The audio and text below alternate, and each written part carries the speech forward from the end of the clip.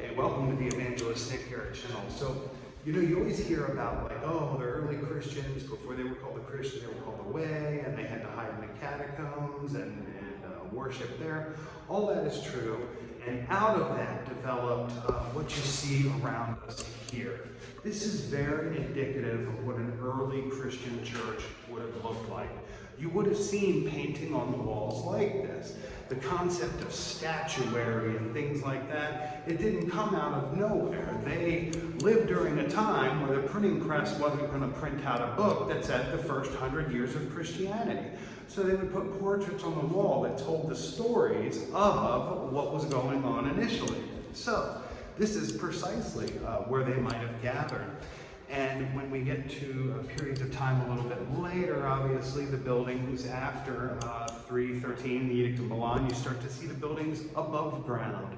In other parts of the world, you see the synagogues converted into Christian churches. You see synagogues being used as Christian churches. It just depends on where in the world you were and what the point was. But for my Protestant friends, this is all a source of a sore subject, because they kind of look at the second commandment and say, hey, well, wait a second, idolatry. But as you can see, it has a very functional purpose when it first starts out.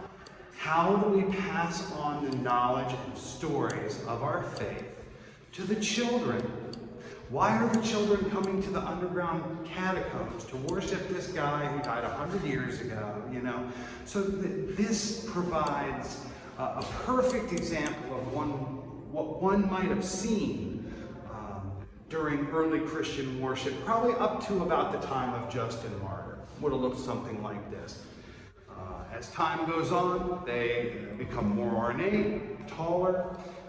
After the 320s, the Council of Nicaea, and the persecutions officially ending, and property being restored to Christians who were now perfectly legal in the Roman Empire, you had an influx of property and gold and silver. And when you read it, you can get the sense that it's like, some wicked or nefarious thing. Why are they giving 5 silver patens to the church? Well, it's because these things were valuable, and they were taken and confiscated by the Romans prior to the Edict of Milan, because it was against the law to own these things.